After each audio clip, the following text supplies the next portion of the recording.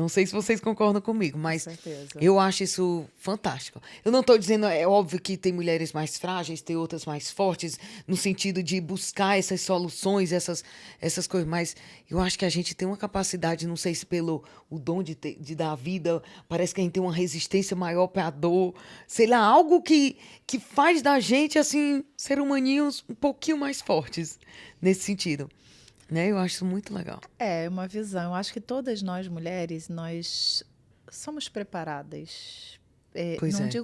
Eu não digo assim, tem gente que fala mais fortes ou não. Não acho que não é a palavra forte que nos define. Exato. Mas eu acredito sempre, e eu aprendi isso com a minha mãe, sempre que nós mulheres vamos estar no momento que uma outra mulher precisa, principalmente. É mesmo? Minha mãe, ela foi guarda de presídio durante 30 anos no Brasil. Ela trabalhou em presídios e eu lembro que ela trabalhou em presídios masculinos e presídios femininos. E ela sempre me falou uma frase, eu sempre ouvi ela falar assim, porque ela fazia a revista das famílias no final de semana. Minha mãe só trabalhava no final de semana, sábado e domingo, fazendo revista para a visita. E ela fazia a revista nas mulheres que iam visitar. E ela falava assim, toda vez que você olhar um presídio masculino, você vai ver uma fila de mulheres. E toda vez que você for no presídio feminino, você vai ver uma fila de mulheres. São só mulheres. Bizarro. São sempre as mães, gente. são sempre as irmãs, as filhas, as companheiras. Você não vai encontrar homens na fila. Dos que fazem visitas. Dos que fazem visitas. Então, aquilo para mim... Eu pensei que ela ia dizer, você vai ver uma fila de mulheres e no presídio feminino você vai ver 1 ou 2 homens. Mas não, a fila, mas de mulheres. de mulheres, Fantástico. sempre. Então, quando ela me falou isso, eu percebi realmente que, por mais que a gente possa falar, não, né? Mas é sempre uma mulher que ela vai estar. É mesmo. Se você parar para você analisar, quando você está, é sempre uma mulher que vai falar, vai colocar ou é sua mãe, sua irmã, uma amiga, o que for, sempre é uma mulher. Eu tô falando, não estou falando, por exemplo, nós que somos casados, temos apoio dos maridos, então, mas eu tô falando mesmo quando a gente precisa desse apoio feminino também, dessa força feminina. Verdade. Ela é diferente.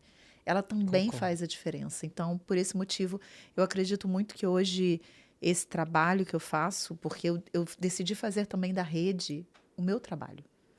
Tem muita gente que fala assim, antes era um projeto, mas hoje é o meu trabalho. É disso, eu quero tornar isso o meu negócio. Eu quero fazer disso um negócio que trabalhe com mulheres, eu quero me tornar cada vez mais, eu sempre falo isso, eu quero cada vez mais me tornar uma pessoa que pode ajudar outras mulheres a trabalhar com mulheres.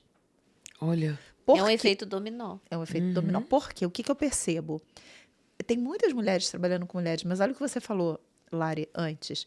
Você se curou e eu tenho certeza que, por conta disso, você consegue atender muito mais mulheres. E você consegue perceber muitas coisas que você poderia não perceber antes. Então, você, quando tem uma mulher curada, ela cura outras. Totalmente. E uma mulher ferida, ela fere outras. Totalmente, eu concordo 100%. Na pele, eu vivo isso.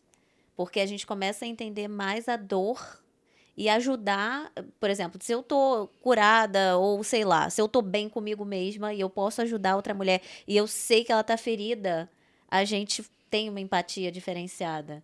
Porque a gente sabe que ela tá num patamar ali de dor. Pelo menos eu vivo isso, sabe? Sim. Quando eu vejo uma mulher foda no presencial, que fala sobre o seu produto, que fala sobre o seu serviço, que conversa, mas chega no digital e trava, essa mulher, ela tá travada, existe uma dor ali. Ela tá frágil. Então, não é chegar, porra, e aí, palhaçada. Não, porque tem ali algo a ser quebrado, né? Então, e a gente começa a entender isso e ajudar. Muito. Através de diferentes caminhos, né? Com certeza. Imagino quantas pessoas você já ajudou. A gente chora, tem gente que chora. Olha, até Olha. Que bom, mas é ótimo. E isso faz o movimento. E essas mulheres, e mais, quer ver só uma coisa? Agora eu vou te fazer uma pergunta. Quantas delas, vamos colocar os maridos na roda, adoro.